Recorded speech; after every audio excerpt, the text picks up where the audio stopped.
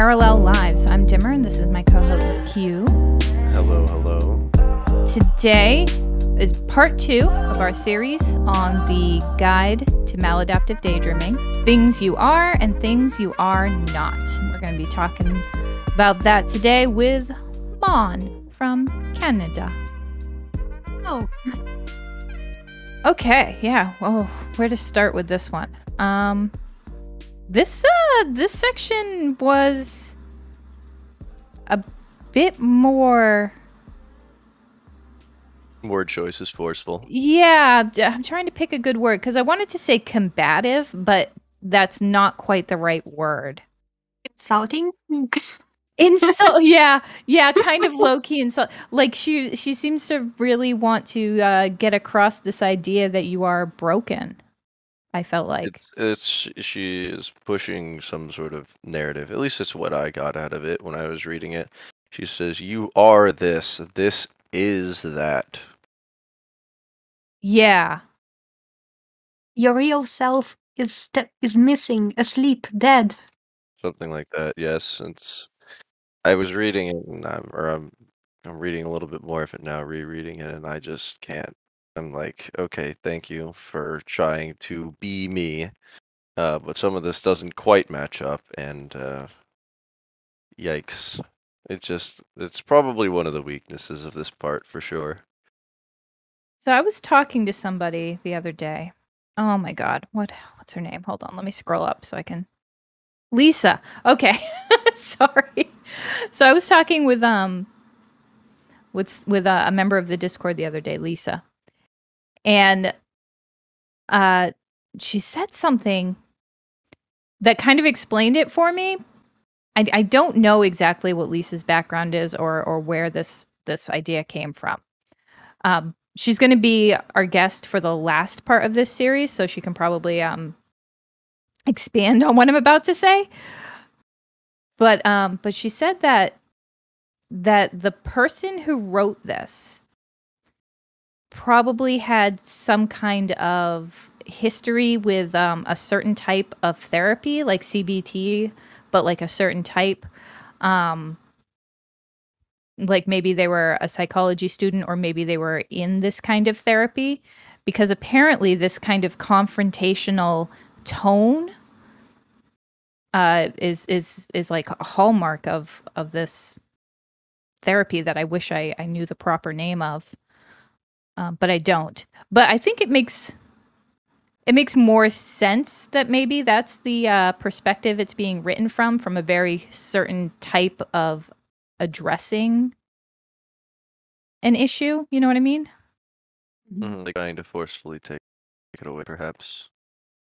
Yeah, and I don't know if it's done well because I don't know how it's supposed to play out, but I definitely didn't feel invested in this particular section. I mean, they make fairly decent points, I suppose, to certain people, but a lot of it didn't exactly. I just, it's like it's why it's so easy for you to this or why you don't have that, and I'm thinking to myself, well, maybe, but it makes it hard to convince me in certain parts here. Let's see, because they begin with talking about fantasies and things that you don't. Sorry, let me. It's careful. The wording, you got to be careful here, because the reason why a lot of this is hard to internalize is because of the way that it's worded. She begins with let me see here. How would I put this? She begins with fantasies. Like, for instance, fantasies are things that you think you want, but you actually don't. Some fantasies I do like, but like some of them, of course, I don't. It's like it's very aggressive.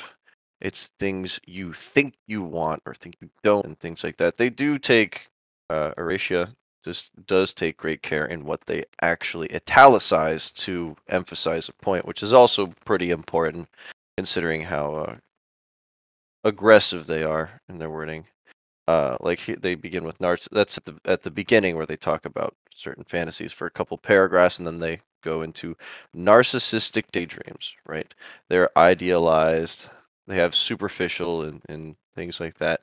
Oh, here we go. This exact statement is narcissistic daydreams centered on idealized self, success, power, intelligence, and a need for attention serve to delude and distract you from the fact that you can't deal with your own weakness. Well, thank you, Yeah. but, and perhaps, but maybe it's not that I can't deal with my own weakness. I'll put it this way: in this therapy that they have gone through or have a history with, perhaps in the moment, perhaps that helps. In post, where you can read and reread however many times, whenever you want, it makes it hard to just. It makes it hard for me to side with them. Yeah, it definitely, like, that's why I found it partly insulting, because it's a coping strategy. It's not a weakness to try to deal with things you can't do in real life. Yes. Yes. That's a very mean way to say you struggle with real life, so you use an unhealthy coping strategy. It's like, no, nothing deep here. nothing specific. Yeah, because MD doesn't. It doesn't always, but it often starts as a coping skill. And in at least a quarter of the MDer population, it starts as a coping skill for trauma. It's at that point in your life when you're still going through the trauma, it's not a weakness, it's a superpower. When it outlives its use and starts becoming a negative influence, that's when it becomes maladaptive. But in the beginning, that's not its genesis. Its genesis is a strength that helps keep you going. Sometimes, usually, I would say. And it goes case by case, of course. We Yeah, all know that, but but I think this entire thing was definitely written for a certain type of daydreamer.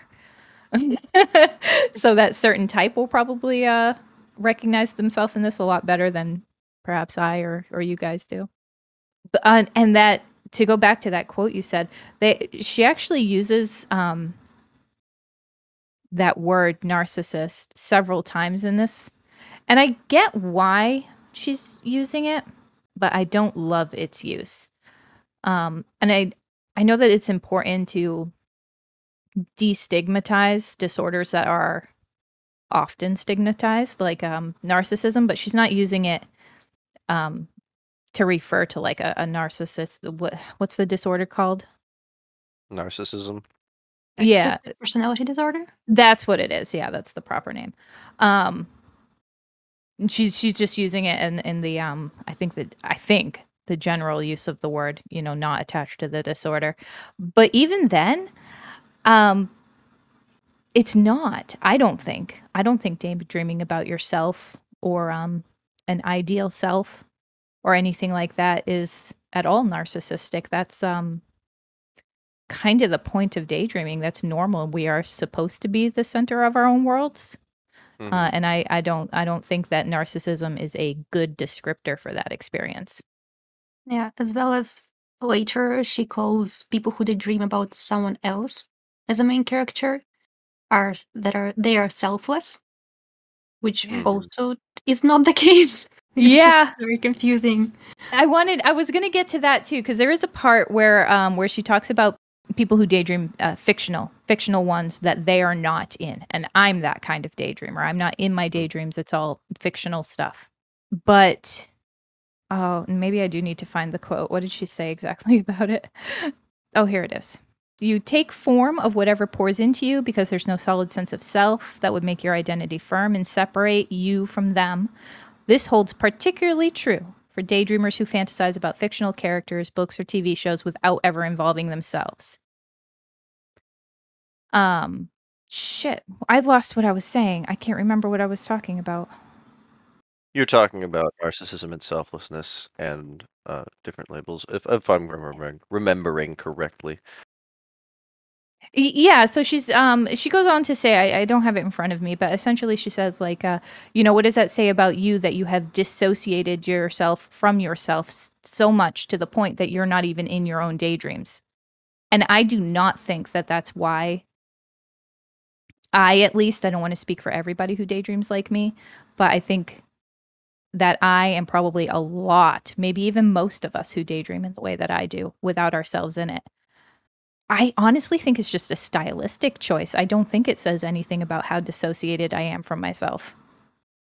And this goes back to the sort of point we were making earlier, where if you are not the kind of person that this style of speaking and pointed talking, if you don't fall under that category, then it just doesn't. It almost hurts to read. That's what I was sort of getting from it when I was going through this. It just was Yeah. it made going through it a slog, and I can see why people would appreciate the style of writing, but it was hard, especially since I'm not in my own daydreams either. I daydream about characters, but not myself, and so when I read that, I said, "Man, that is not quite it. Not for me." Yeah, so why do you think you're not in your daydreams? For me, I think it's just a stylistic choice I made when I was young. For me personally, I hadn't given it much thought until I read this, but I think it's simply because not because I don't have a sense of self, but because I desired when I was younger, I desired friends. It could be because I wasn't really good at being social with my peers.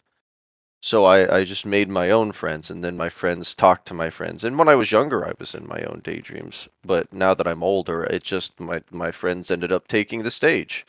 And these days I have my own friends, and they're different from my daydreaming friends. Um, Air quotes, I guess. You can't see it because I'm only a disembodied voice, but but then once they all my friends took the stage, I didn't need to be there anymore because I'm sort of here and I just get lost in the worlds of my friends. So, I mean, at one point it shifted to where I was in them less, but I wasn't really in them to begin with. For the most part, it was mostly them anyways. So I don't really think it was because I didn't have a sense of self or don't have a sense of self. Um, but just because my desire for friendship and companionship manifested as the characters that I daydream about. If that makes sense. Yeah, because we're not like um she does make the point in here that I agree with, that just because you're not in your daydreams doesn't mean you're not in your daydreams. She doesn't say it like that, but I'm paraphrasing. I believe that's the point she was making. Um and I believe that too. Like it's not that I don't have a me character, but all of my characters are, have me in them. I'm created them. That's my own brain, Um Hmm. which I think is I again, I don't want to speak for everybody who daydreams like me, but I think that's fairly easy to recognize. I Hmm. think a lot of people who aren't in their daydreams recognize that their characters have pieces of them. Hmm. But I read that and I was like, well, what's the point then? It's like if I'm not, so am I am I really selfless if I'm always in my daydreams, just not as my own character, right? Because I might not have my own character, but I am there. So does that make me narcissistic? It's a very, I guess it's a night and day. Like it's like a very fine line. But it's like where do you are you simply drawing that line right there because you don't have a character? Like I didn't really quite get where uh Horatia why they were explaining it that way in particular. Because if I'm everywhere, I wouldn't say I'm selfless for sure. If anything, I would be more narcissistic because I've just placed myself everywhere rather than in just one character. If that makes sense. Yeah. Yeah, this was a really weird passage to read. Like the first one, had a few like gripes with it, a few nitpicks, but overall really agreed with what was in the first part. This Mhm. part, for every green highlighted section that I've made, I've followed it up with a red one that I disagree with. it's it's like the first part, like, okay, I'm on board. I'm with you. I get, and then the next part is like something I'm just like, whoa, okay, went off the rails a little there. Mhm. I had to read it give it some time, and then read it a second time later, because I was like, you are confronting me in a way which is bothering me, and I just currently was, at the time I read it, I was like, I don't have time to be getting like almost attacked, so I'm just going to read the whole thing, give it some time, come back and say, okay. So I get why you're saying this. Like, I get why you're saying that you're selfless or narcissistic. Why it's not even, it's for instance, a lot of these paragraphs start, where is it, selflessness, right? They'll say it's a pretty parasitic way of living, but it's doing an excellent job of keeping you alive.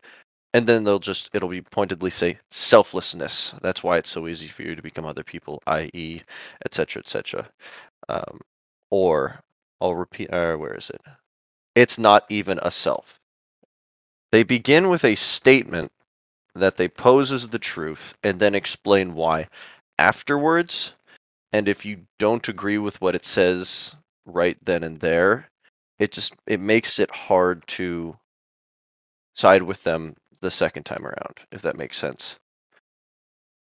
Yeah, I'm noticing as I'm like flipping through this, like a lot of my red highlighted areas are like at the end of the paragraphs. So Mhm. it'll be like green highlighter. It's not emotions that are foreign to you. It's you who are foreign to yourself. Okay. Green highlighter. I can get behind that.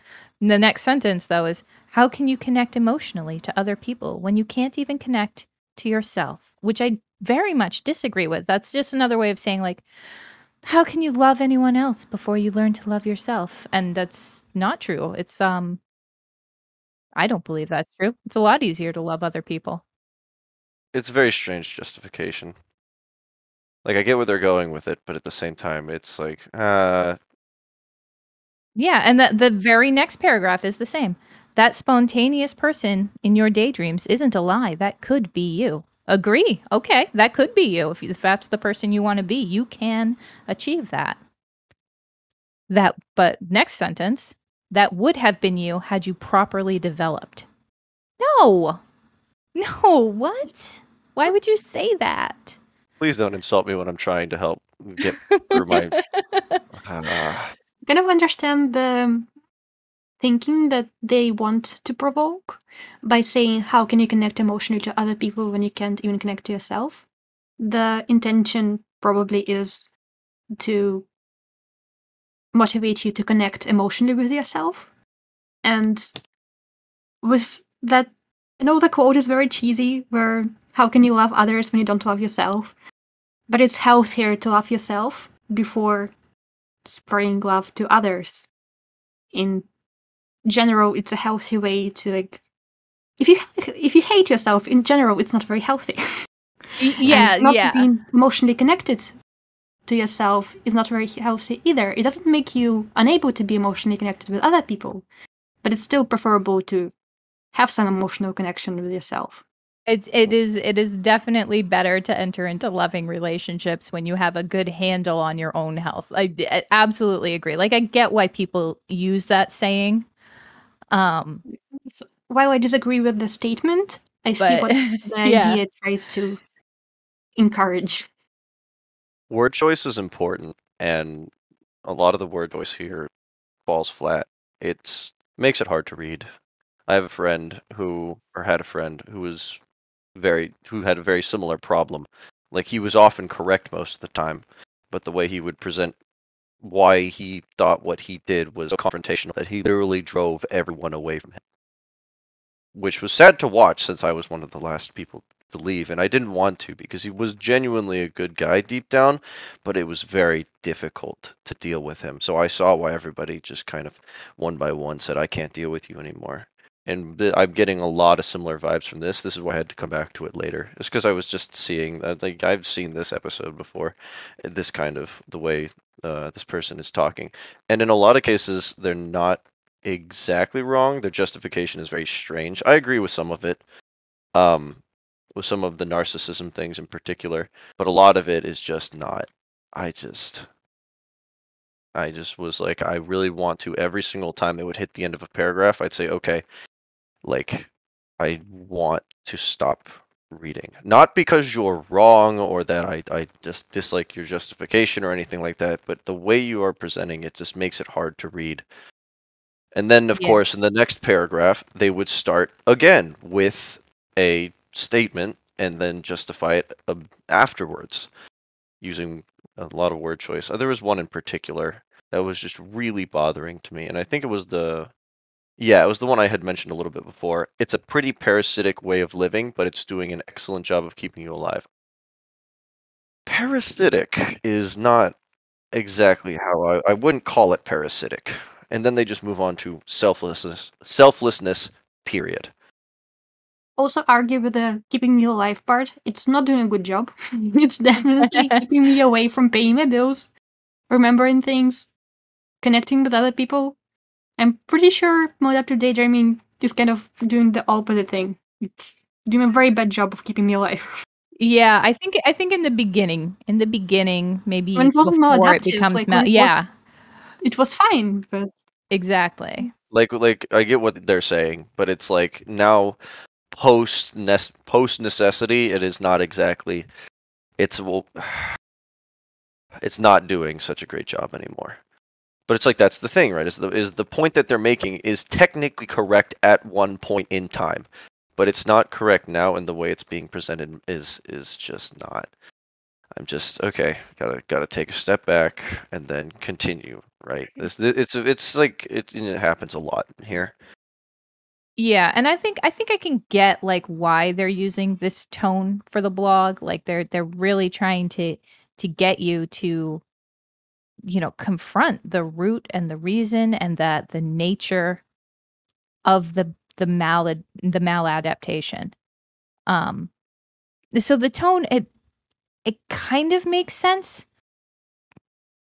but I really think if you're going to take a tone like this, probably not for a general audience, which again, I don't know if she expected this to have as big an audience as it does. Hmm. You know, so Well, it probably wasn't written with a general audience in mind, but it does have one. And mhm. if you're not prepared for this kind of aggression, it might hit you the wrong way.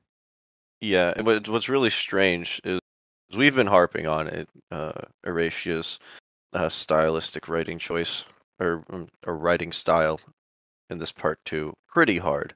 But I will concede that for a certain kind of person, for actually a variety of kinds of people, this is an incredibly effective way to write when you want to keep someone engaged. For some people, it makes them incredibly uh, angry if you're wrong, but it's still like it still convinces them to keep reading because your point is first and your justification is later, right? And for some people, which this you said it was a choice in therapy, psychology, I don't have anything to back that up. That or at is, least it was mentioning. yeah, somebody had mentioned it to me, but I didn't fact check her. Okay, so Okay, take that with a grain of salt. okay.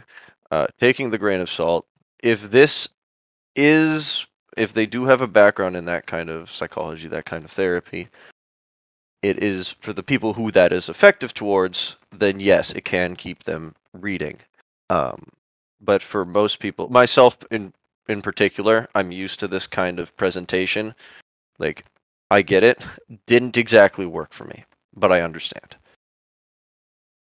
Yeah, and I definitely don't think that her intention is to break people down. I think that the point of this blog is to build people up, you know, Hmm.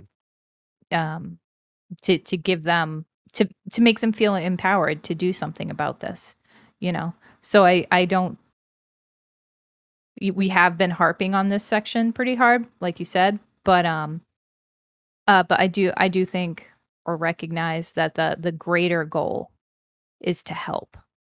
And that it's not like, sure, I was annoyed by this section, but nothing in it like deeply upset me. Hmm. I mean, not you know, not to the point where like I I would, you know, do something destructive towards myself or anything like that. Hmm. While it is confrontational, some of it is technically correct, and a lot of it isn't exactly bad. You said yourself you have quite a bit of green points or green highlighter when you went through it. Yes. Yeah. So it's good. It's good and bad. Yeah. And like I was mentioning it before, but this blog is actually one of the first things I read when I found out about maladaptive daydreaming being a thing. Like after I Googled why am I pacing all the time? What the hell is wrong? It was one of the first suggestions by the Google. And it was probably one of the most helpful because it was nice seeing someone also being angry at the maladaptive daydreaming, because as much as like it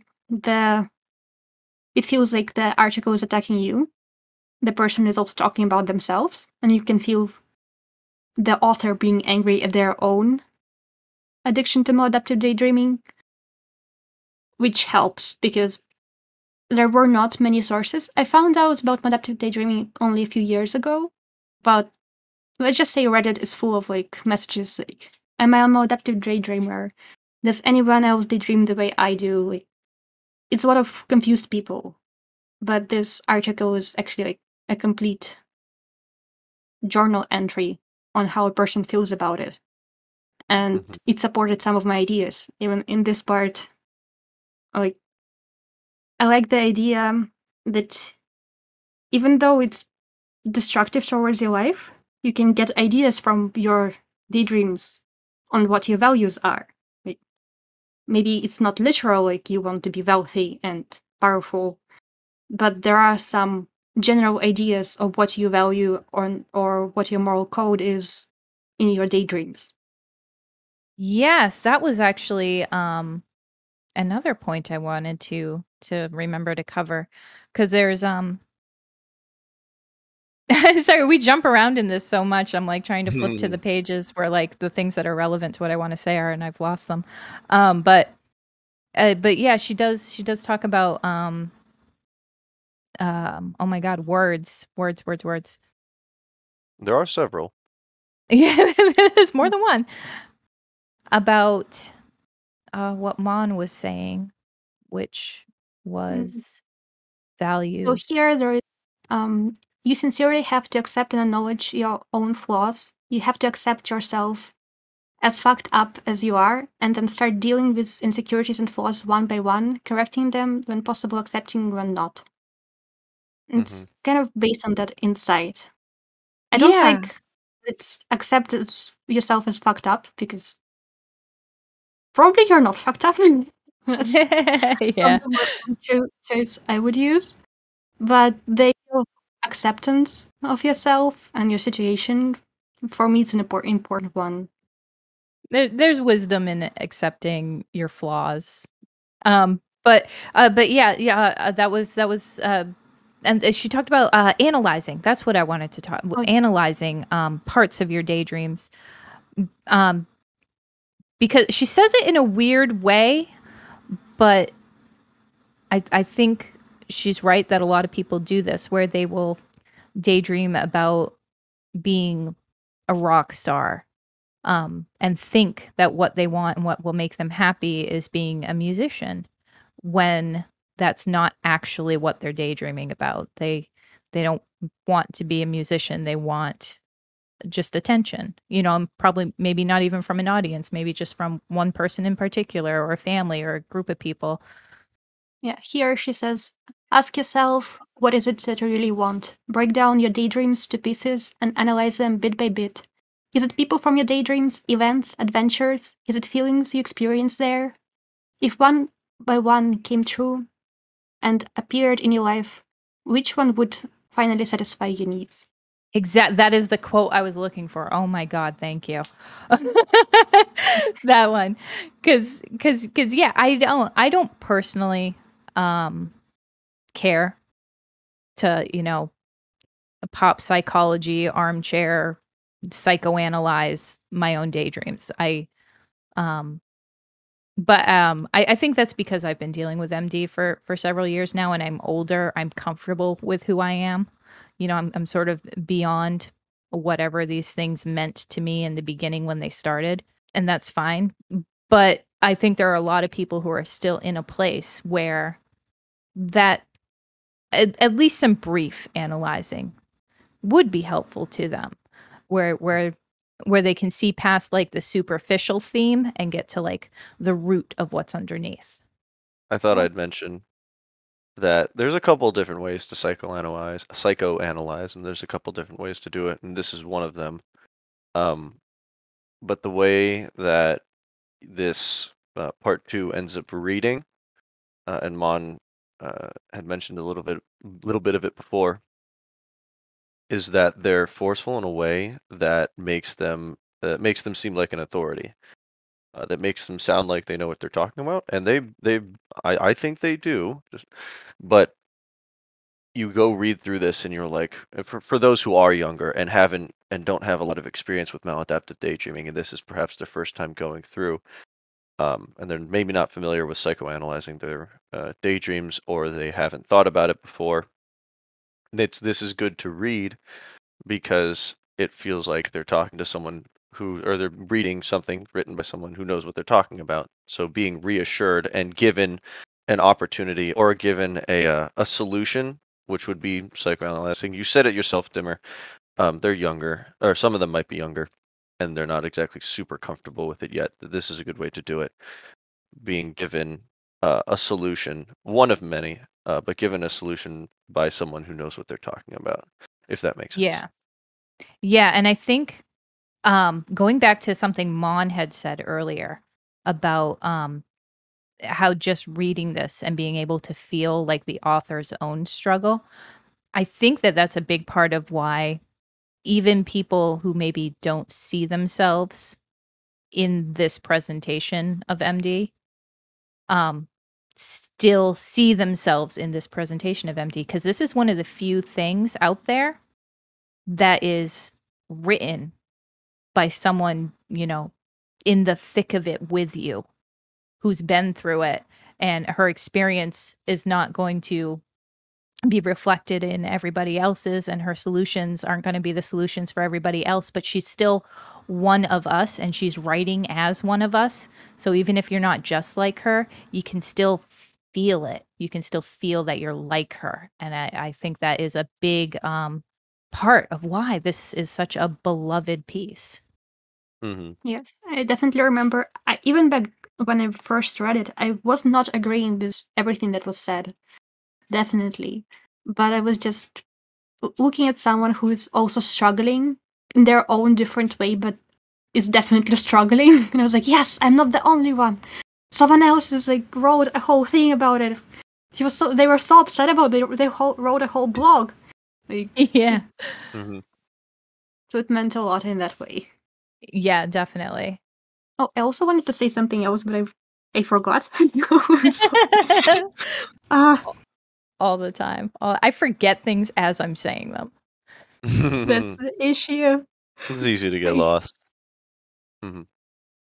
What I wanted to mention about analyzing your daydreams is why I like this part and why I decided to try it out is because not all daydreams content is positive, and my daydreams are often negative, and it often bothers me why what I daydream about is so negative. So I felt this need to analyze it so I would know that I'm not fucked up. It's not just for no reason. It's all violence and bad things happening. So Yeah. that's part of it. Maybe I wasn't as young as many people who want this direction, like want to know why they dream about things they dream about. But I just wanted to know for myself. Just that's why I wrote down some of my daydreams and tried to in general analyze them, so I'll see which positive values underlie all the negative things that happen. So it's not just me having horrible things in my head all the time. There is some motivation behind it. That it's a brilliant point. That also came up for me too, because my daydreams are also really violent. And this part, the first paragraph actually opens up with not a description, but just a Let me just see it. Let's see. You've probably heard it's surprisingly common for some people to have rape fantasies. Does it mean that they're attracted to it in real life and that they feel like acting it out? Hell no. And I think for people who have violent daydreams, that's a brilliant way to open this part. Because you don't see the violent daydreams like talked about a whole lot, and especially back when I read this, I hadn't really seen it a lot. And I just that's one thing about this is that it makes me like she put that nugget there. Like other people have these types of daydreams, but then she doesn't really expound on it. And the analyzing part, I think that's a good thing to bring up, but then she doesn't really go too much deeper on it. Like it just hits on all these points that really stick for me, but then they get dropped and she's onto the next thing. And it's like, I just feel like all the things that I really, really want a deep explanation for just get mentioned and then moved on. But it is just an introduction, so I gotta forgive that. Yeah. Like, definitely an editor would have helped here, but it's a blog, so it's Maybe I wonder if how should I put this? I had a point and I forgot it. Let me grab it again. It's floating. It's sinking in the water. Yeah, we're Uh, contagious tonight. that I am. I'm working at it here. Let's see. I wonder if she had gone forward and like gone and continued explaining some of these things. I wonder if it would have been as effective of a piece, because I do think this is an effective piece for all of its flaws. I wonder if it would still be as effective going through them and making them longer. I Yeah, almost want to. I almost want to say no. Almost. yeah, yeah, exactly. Like it's just an introduction, but it does definitely leave you wanting to know more. Like right there, I saw other people have violent fantasies too. You know, if you've never seen that before, I mean, at least now you know. Now you can search it out. Now you can find it and not feel like a weirdo. Mm-hmm. You have confirmation sitting right in front of your face. Yeah. And you know, and that confirmation can come from other places from there's like a parallel lives. The paper that our podcast is named after touches on it pretty briefly as well. But that's not, I don't know, it's different reading a study than it is reading you know, a piece like this. yeah, So studies tend to not be emotional at all. Yeah, so like I get why like not everything can be explained perfectly in a blog, you know. But I wouldn't mind seeing, you know, another like if her blog were longer, you know, it has a couple addendums. I don't know if that's the right word, but a couple of extras that aren't part of the main series. And I would love to see one on just negative daydreams. Like it leaves me wanting more. Mm-hmm. Oh, and there is more. There is plenty more. But yes, I did at least want to bring up that this, for its flaws, it does leave you with a sense of, yeah, you said it yourself. It leaves you wanting more. And even when you get to the very end, right? Where is the last sentence here? You wouldn't be giving up. Yeah, here it is. You wouldn't be giving up just your false comfort, but also part of your own soul, which tells you that simply abandoning feelings of the dream world by ignoring them isn't correct either. Leaves it very open, I think. Yeah.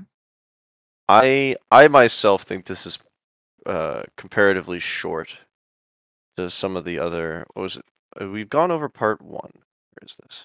Fall of the Self, and that was a pretty long.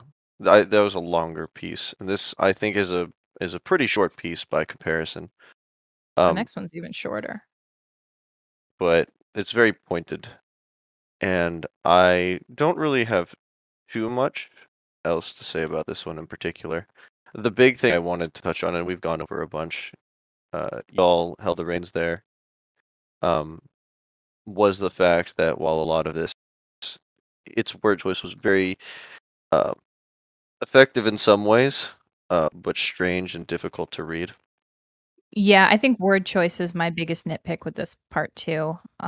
She drops another that's one part of your real self is missing, blah blah blah, and it will be asleep as long as depression messes with you. Another instance of just blaming this all on depression, which not all of us have. And I definitely had I really really did not like the use of the word narcissistic, because I just don't believe I feel like it's a really common thing that comes up in our communities. I feel like I regularly see posts with people asking or saying like, am I a narcissist? Is this narcissism? Do you think these, and I don't know, maybe that's on me for having so much negative baggage attached to that particular word. Like I know the word itself isn't negative, but it does come preloaded. Yeah, you Mhm. kind of it has a negative connotation, definitely, and you can easily replace it by something like a word self-centered. Yeah, That maybe it's self-centered too, though. Like maybe self-centric, Mhm. because I think your daydreams, they're just not narcissistic unless you have narcissism, I guess. Unless you already have a narcissistic personality disorder or something, um, they're just not, I don't think.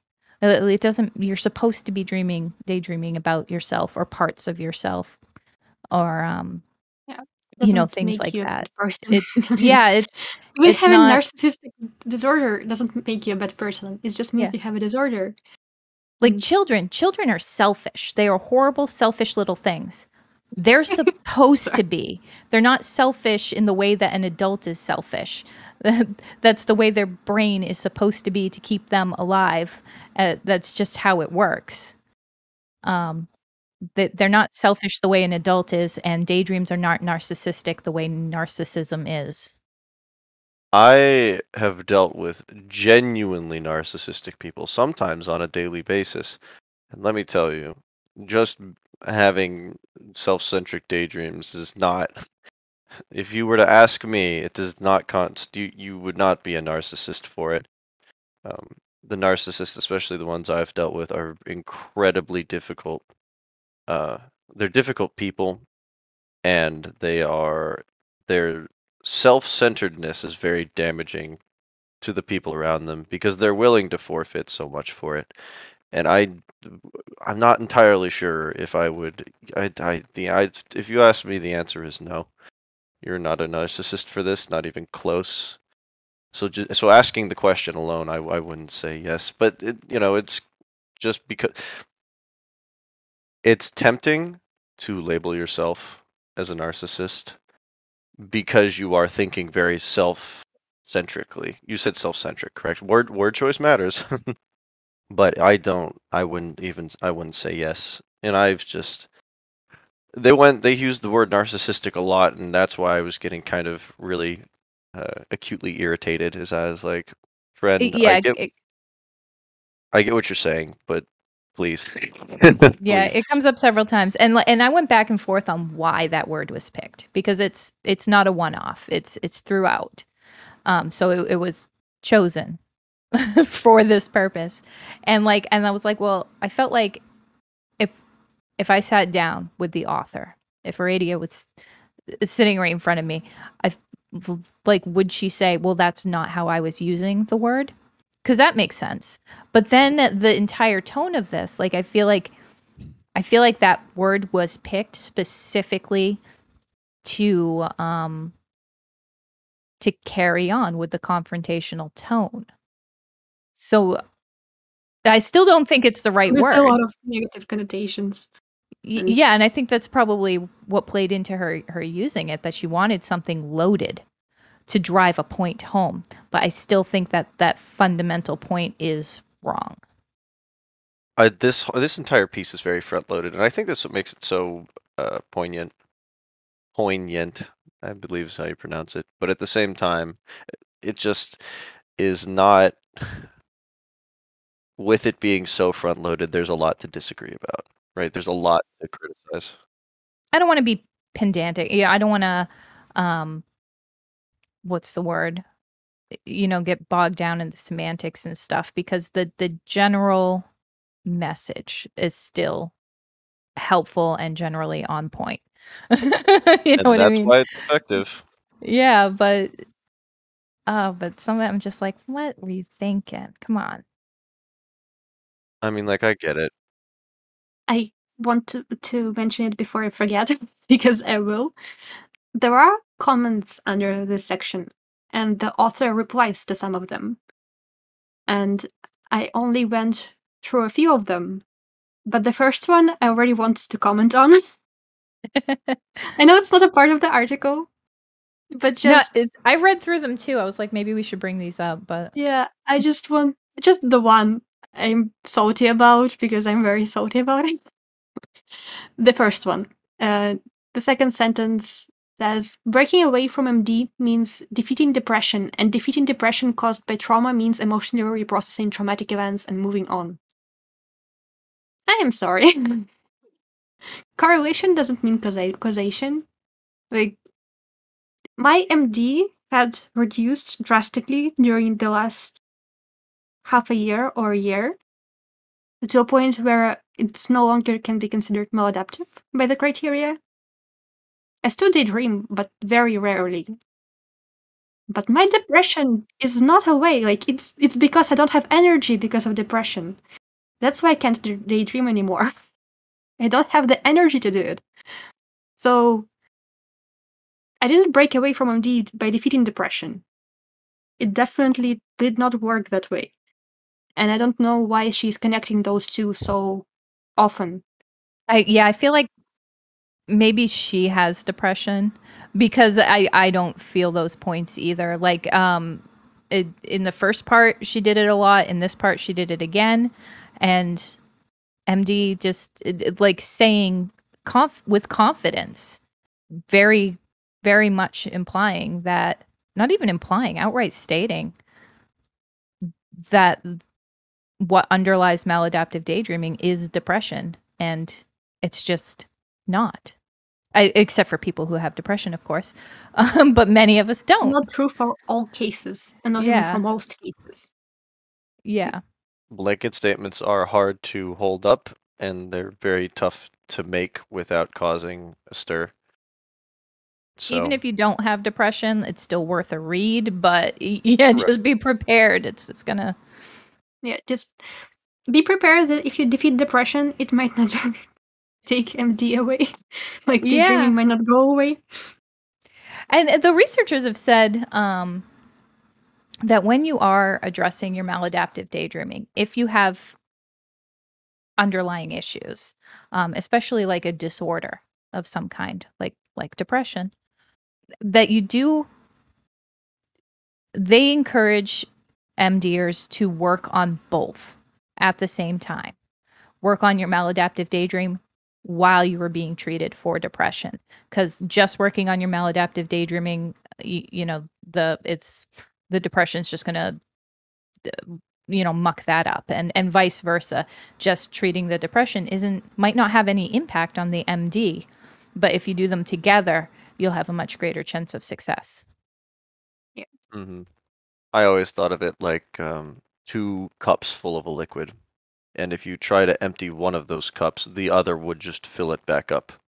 You have to slowly drain both cups at once. At least that's how I always thought of it. That's what ended up working for me for a while. Yeah, I will say that I'm not very good at treating things at the same time. So I like, because I didn't think I had anything. I didn't think that there was anything underlying it. Like, a lot of people out there might feel like, well, there is nothing underlying it. But when I started treating my MD, and I've heard from other people that this happened to them, other things came up. I suddenly had a lot of anxiety, and it's not that the anxiety wasn't there the whole time. It's just that the daydreams covered it up so well. It was like an avoidance technique. I Mm-hmm. didn't know I had anxiety issues until I started addressing the maladaptive daydreaming itself. And then they had a chance to surface because I guess that coping skill was starting to be curbed and go away. So then I had to like, first of all, figure that out, figure out why I was such a basket case. And then once I figured it out, like I haven't decided what I'm going to do about it. Even now, even having been working on this for a few years, like I'm, making steps with my anxiety issues, but a lot of them are just being left. Like it is It's difficult. unfortunate that a lot of people feel pressure to deal with everything at once, or even. Yeah, it sounds so overwhelming. It does. It is so much all the time. Everything all the time, always is big. It's very difficult. Yeah. But mental health is like, quick, go fix your depression, go fix MD, like, go. Like, you need to do this, you need to do that, and it's a lot of pressure. Yeah, I would say, if you can't do them at the same time, because that is a lot of pressure, oscillate between them a bit. That's what I've been doing. Yeah. I'm okay, mostly. For me in particular, I was outwardly, I was a totally normal person, except for the fact that people told me I was, quote, scatterbrained, when in reality I was just kind of checking out, like on my feet, walking around, doing homework and classes and stuff. And then when I like actually tried to like pull the lens off and try to actually be there actively, there was a whole lot that just you could literally like you start the laundry list, right? I took it away, and then the laundry list of problems started to manifest. It was the moment I stopped daydreaming, like I became like a very different person, and people were very confused. And they're like, Yeah. why are you so different? What's wrong with you?" And that was a very common one. "What's wrong with you? You were so normal before." It's like, okay, like I appreciate the fact that you notice I'm different. I don't know if I would present it that way. I don't know if it's a nice thing to say to someone. There were a lot, and it wasn't just one person either. A lot of people said it, and it's like, bro, I'm like, I have a lot of things going on now. That's why I'm tired a lot. They're like, why are you so tired? Why are you so nervous? You're like shaking or whatever, and it's like the blanket is off, right? The gloves are now off. This is what's happening. I don't know what you don't like it. I don't like it. I'm the one doing it. Holy cow, jeez. It's a lot of stress. It's a lot of pressure. That reminds me, when I was back in high school, I used to have very severe insomnia, and the one time I got a good night of sleep, my friends were like, "What's wrong with you? You're acting very weird today." And I'm like, "This is one day I was sleeping okay. This is me being normal, actually. This is my normal." Let me have my day, please. Yeah. Oh, the opposite happened to me. My best friend passed away, and my sister. sorry. Yeah, it My was. condolences. Thank you. It was 10 years ago, so like I'm okay talking about it at this point, but I was not then. Was not. I was devastated. Absolutely. And my sister she told me it was like this was like my first days like back at work after it happened because I took some time off. She was like, "Wear makeup. It'll make you feel better." And I'm not a person who wears makeup. So I started doing my makeup because like whatever, anything to feel better. She said makeup will help. I started putting makeup on. And everybody told me how great I looked. Customers were hitting on me like you look so great. Oh, like tons of people. Oh, not just a few, like a lot of people commented on it on how like great I looked and great I was doing just because I had put on makeup. Like I don't know. You can't tell where somebody's at from how they look. That was the lowest point of my life, and I looked my best. Yeah, definitely.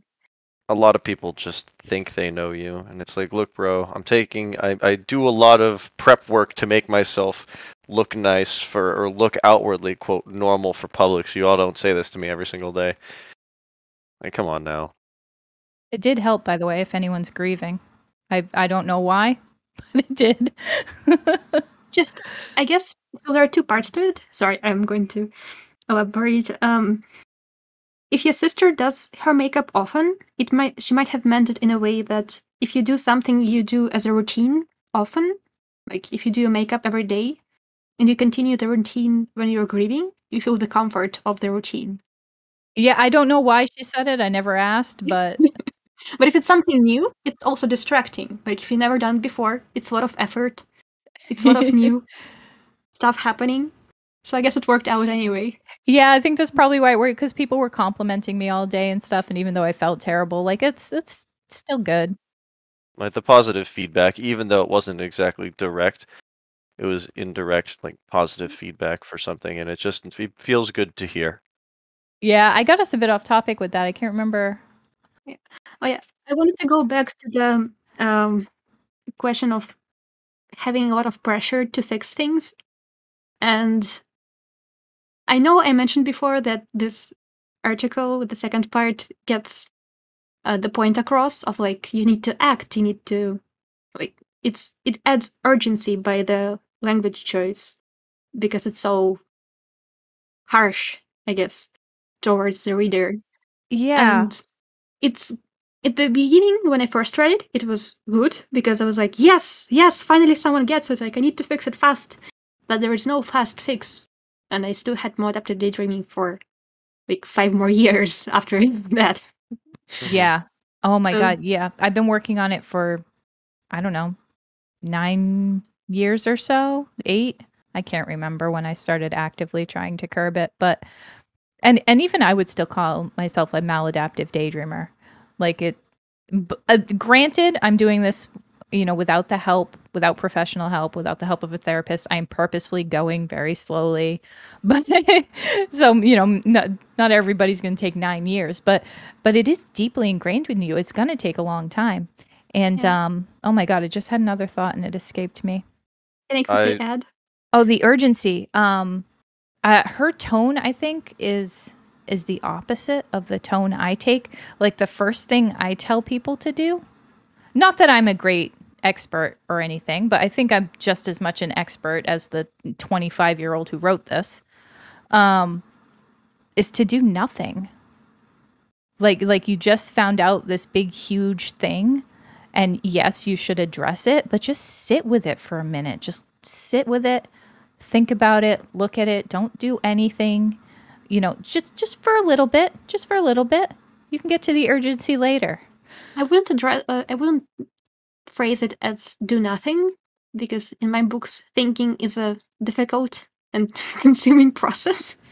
So I'd say think about it definitely is a good first step because accepting the fact that you have it and other people have it is usually a big leap for someone who wasn't in the community before. Yeah, and there's so many things I think you'll miss jumping into it too fast. Like if I had sat down and taken the time to like really do what she says, to take the little bits apart and look at them a little bit, maybe I wouldn't have been blindsided by that anxiety popping up, But I was. I don't think you can like not be blindsided by stuff like that. It's some things you'll never be prepared for. yeah. And what I see is like in the comments underneath, she has to like because she created this urgency in a way. And she in a lot of replies, she has to tell people that she recommends psychotherapy in a lot of replies. And then she has to let people know that it will take months at least to see effects of psychotherapy. Even if they're not positive immediately. Like you have to be patient because she herself created this feeling of urgency by the wording. And then the comments are all based on that. And then she has to like go back a little bit and be like, it won't actually work immediately. Like you have to be more patient about it. The urgency hooks you, and then she sort of has to scale it back a little bit, which makes it an effective piece. It gets you sort of really, really sort of caught on the idea of this is a problem. I'm suffering through it, and if you have it too, and if you have it too, you're currently suffering, and you got to get it fixed. But if you put your foot like on like 100 miles an hour, because I'm in the U.S., but if you put it on 100, sometimes you do have to scale it back. Yeah, I mean, I think there are some things you can jump 100 into, like therapy. You don't need to even have anything going on with you to get therapy. Like just go do it for the hells. A lot of people feel like you need to do it weekly, and maybe some people need it on a weekly basis, but it's usually like one session a month where you get, like, at least in therapy that I prefer, you get stuff to do until the next session. Like, yeah, but that's one thing it's- I don't think I've seen her mention yet. I mean, except for in the comments, but in the piece itself, like I don't know if it will come up in the later parts because I haven't read ahead. I mean, I have read this whole thing, but that was a few years ago. But Hopefully it does. yeah. It doesn't give specific recommendations like on any specific type of psychotherapy. Yeah, no, I don't think anybody can give specific recommendations, but I think just a general blanket, you should go to therapy. That's good for everybody. I mean, I still recommend more modern approaches for if you are ever curious. For different types of mental health issues, there are different types of therapy recommended often. So you can actually look up which ones is more effective for your stuff, or you can try a bunch of them out. Yeah, and they'll figure that out at your intake, right? Mm-hmm. Yes, if they're competent. I would just put it there.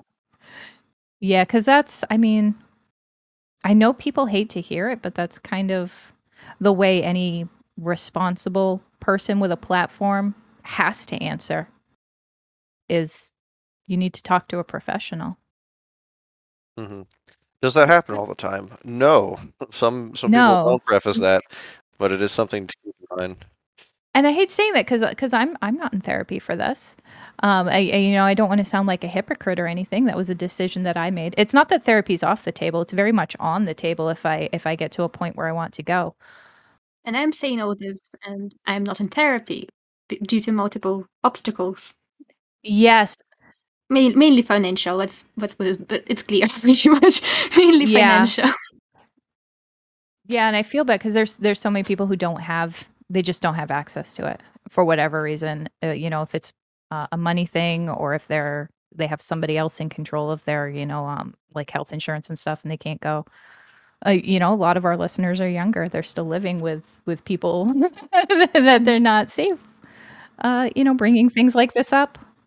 Yeah, I will say that there are a lot of, if you have the energy and the motivation, but no access to therapy, there are a lot of materials like workbooks written by very qualified people used in therapy that you can start with, like before you can get access to therapy.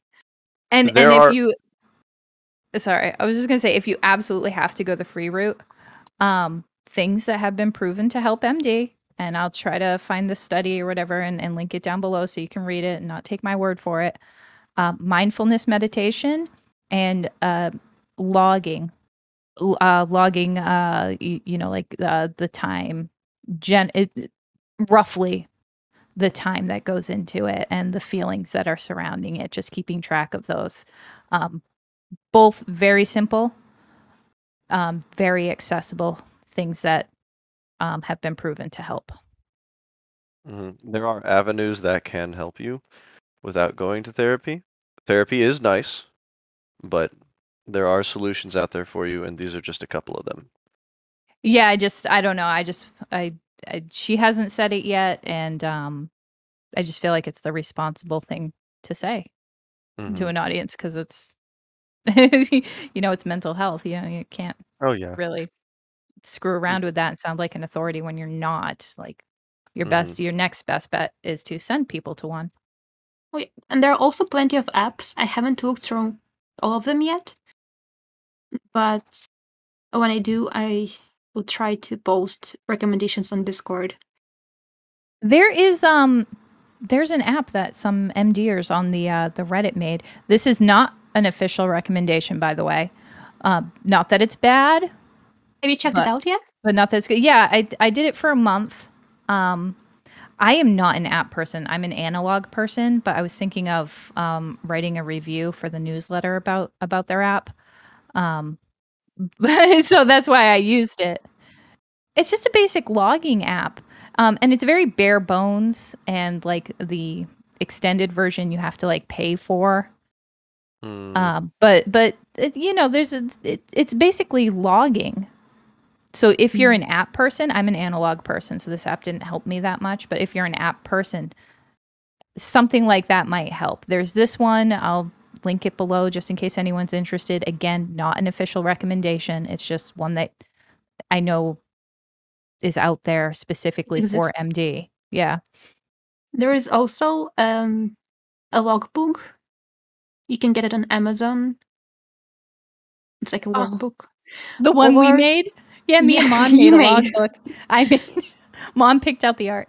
I just found the picture. But yeah, the PDF version is free and available. Yes, that's right.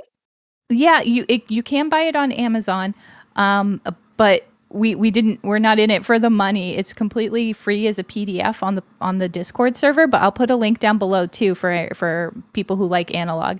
I don't know how to make logbooks, by the way. I just did what I thought would help me, but then as one who used it, I found it pretty helpful. And if you have pretty much a plain printer, you can print the PDF pages. Yeah, you can print. If you don't have a printer, go to your local library. They do printing. Or just copy it down. Copy it down by hand. Oh yeah, like I like the printed version because I like to not only write but also make small drawings or notes to make me remember things better. So the printed version, that's why I like the paper thing better. Yeah, I'll put both links below. I'll put the one on Amazon for people who want it in like a book format, and I'll put the free PDF for people who want to hand copy it or just print it off. All of these links should be below. Sorry, I know we went on a tangent, but I just like the idea of ending an episode with something helpful. Yeah, we like that too. If someone just listens to this one episode, I want them to know that resources are available. I can't believe I missed an opportunity to shill for my own book. Mon had to do it. I mean, that's the better way to do it, because otherwise you look like you're promoting yourself. Yeah. I like it, so I have to mention it. Yeah, I'm glad. Like only 7 people have used it that I'm aware of, so I'm glad it's helped at least someone. Like knowing that you might have helped even one person, I feel like it's very satisfying. Like, not very satisfying, but it just, I don't want to say better than nothing. It's better than nothing. Yeah, but that's my, because I'm like pretty negative.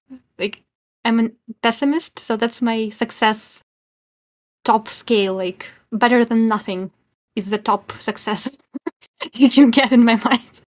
It's good to know that if you at least helped someone, it was worth it. Yeah, it sounds so corny, but it kind of is. Like the first time we got fan mail, I was like, yes, oh, yeah. That's why. That is, I have zero remorse in saying it that way. But yes, it's good to know that it has helped someone. Wait, you got fan mail? Yes, we have. We get emails from time to time. I was like, could I send drawings? I was like, did you actually set up a post box in a post office? Oh my god, no, we don't have a post office. Physical mail would be kind of cool. That would be kind of cool. We have an email address. It's like, what is it? Contact Parallel Lives. You could like, if it's email, you could print the art or the letters and like put them on the wall in a basement or wherever you have like your office. Oh yeah, my in the basement. Put them on the refrigerator. Your Maladaptive Daydreaming. They're pretty personal though, so I don't think I could do that. The non-personal ones, like get the like approval of the person, I guess. Give them the stamp of approval. Fan art. That's what we need. We need fan art. People, send us fan art. They're gonna have to guess what Q looks like. That'll be fun. Oh boy. I'd like to see what people think. Just say what you want to look like, and that's what you'll draw. Tony Stark. That's what he looks like. Big floating orb.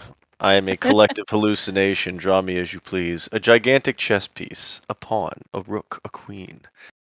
Oh, that would be really cool. Trust me, people will go off things like your nickname, your profile picture. I have a Weka. Wekas are cute. I like them. It's my favorite bird. One of my 2 favorite birds. Mandarin duck is my second. If I'm feeling particularly fabulous that day, I'll pick a mandarin duck. If you don't know what a mandarin duck looks like, by the way, look it up. They're beautiful. I Cannot be actually know kept as pets. Mandarin ducks, but I don't know what a weka is. How do you spell it? W-E-K-A. I like sandpipers because they got those weird little legs. There is Sandpipers? Yeah, see, if you type in weka bird, at these little stout things, sandpipers are cute. I'm a big bird guy. I like birds. People are going to draw me with a fursona now. So I suppose you have my full approval Would you to choose pick a as your Mandarin queen. duck or a weka as your fursona? Is it a fursona if it's a bird? That's a fethasona. I have no idea. I don't have one, but if somebody wants to draw it, take your time. Weka for normal and mandarin duck for fabulous. Sure, give it a go. Choose what you like. It's you know. Please It's the leave internet. the email under the video. Absolutely, feel free to send it. I'd like to see it. Sending replies and things like that, fan mail. It makes our day for sure. We do appreciate it when you do. We appreciate all of our viewers. Thank you all for listening. Is that a good way to end it? We appreciate you all. I think we should. Can I say thank you for inviting me? I was very Absolutely, nervous Mom. before this, but now I'm much more comfortable. And I'm very glad I was here. We appreciate you coming on. Yeah, you brought us some really like things that I wanted to talk about but forgot about. Mon was on top of it. Oh yeah. That's like because I also forget things, so together we make one full memory. Working memory. Dream team. I wasn't exactly on the ball today, so it's good that you picked up the slack. All right. That's going to do it for this episode of Parallel Lives. Thanks for listening. We'll put links to everything that we talked. There's going to be a bunch of links in this one down in the description. Mm-hmm. You can listen to us. This one's going out late. It should have gone out on the 1st, but it's going to be a little late. But usually the 1st and the 16th of every month. And you can listen to us on Spotify, YouTube. It's not Trello. What is the one that? Oh my God. Pocket Cast, Apple, all the big ones anyway. Anchor. And of course, you can always join the Discord too, the Maladaptive Daydreaming Discord. That's where we run the podcast through. It's not just about the podcast. It's about all things Maladaptive Daydreaming. So yeah, for people out there who always thought the Discord was just for the podcast, it's not. The podcast is a very small part of the Discord. We have a lot of resources and things in there if you'd like to come. Join us. Welcome to the fold. Yeah. Oh my God. I gotta be more